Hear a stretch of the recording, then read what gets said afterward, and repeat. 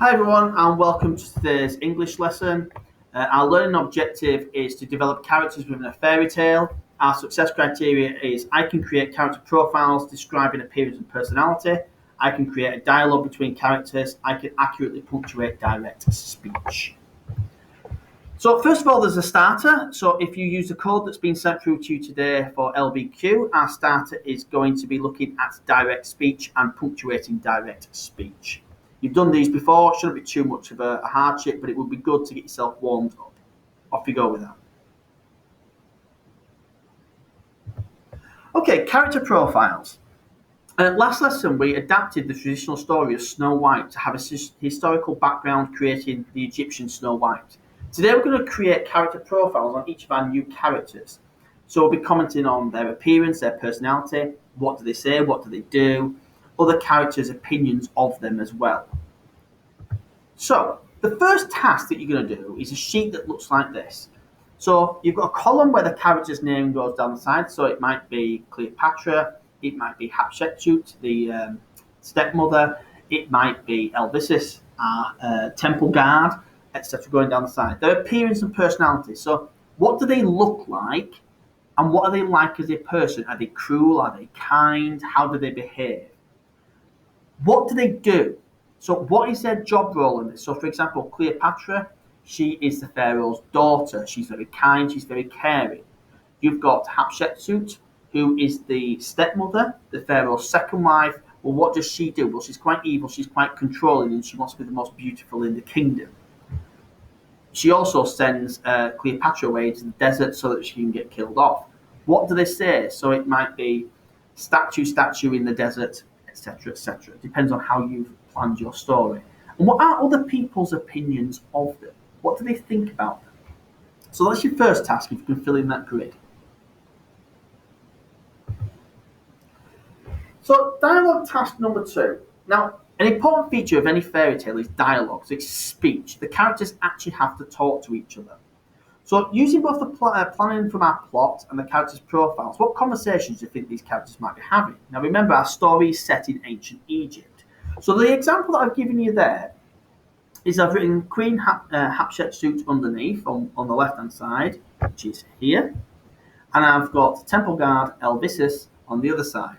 So I've got Hatshepsut saying, Elvisis, take Princess Cleopatra far into the desert, chain her to a rock and let her die in the heat. To which he then responds, your wish is my command, my queen. I shall fetch her at once. So your first part of this task then is to look at that sheet with these speech boxes, decide on your characters and who the characters are that are speaking, and then what they actually say goes in the top. So do that bit now. So just to recap then before we go any further. So you should now have your characters and your conversations between the characters. But that's not how we write it in a story. How we write it in a story, we need to use what are known as inverted commas or speech marks. So there are two places where inverted commas are needed when writing direct speech, okay? The inverted commas go around the words that actually come out of the person's mouth, okay? They go on the outside of the punctuation on both sides. So the inverted commas starts off the sentence and it goes after the final piece of punctuation, either a full stop, an ellipsis, an exclamation mark, question mark. So in this case here, what's the matter, Dina? Said Sid. The inverted commas go around, what's the matter, Dina? Because they're the words that come out of Sid's mouth. Okay? So remember, the opening inverted comma is the 66. The closing inverted comma is the 99, which comes after the last word that has been spoken. So imagine that your inverted commas are a little bit like hands, and within your hands is what is actually said. So the punctuation, now, there are two places where other forms of punctuation are needed when writing direct speech. So you need to end the speaking with either a comma, a question mark if it's a question, or an exclamation mark if it's an exclamation. You will need to finish your sentence with a full stop after the reporting clause. Now, the reporting clause basically is who is saying it, who is speaking.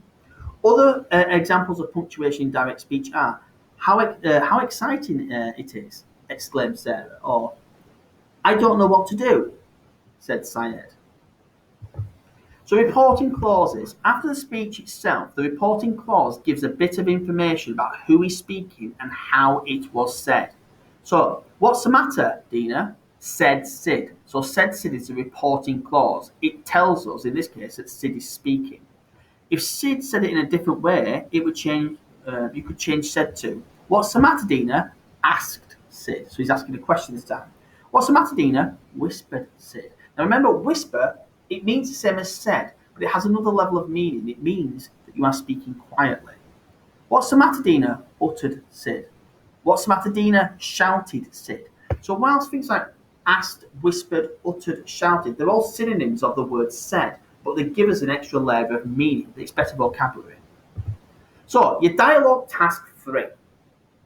What you need to do with this then is to take those original speech conversations that you've done in the speech bubbles and then convert them into proper sentences with punctuated direct speech in them. So, for example, here, I've taken Queen Hatshepsut saying, Alvisus, take Princess Cleopatra far into the desert, chain her to a rock and let her die in the heat. And then the temple guard Elvisus, your wish is my command, my queen, I shall fetch her at once. So I've changed that to this. Raging, Queen Hatshepsut summoned Elvisus to the temple guard, commanding, Elvisus, take Princess Cleopatra far into the desert, chain her to a rock and let her die in the heat. A shocked Elvisus replied, your wish is my command, my queen, I shall fetch her at once. Notice where the inverted commas are. They are around the words that are in the speech bubbles. Okay? Make sure that the inverted commas go on the outside of the punctuation.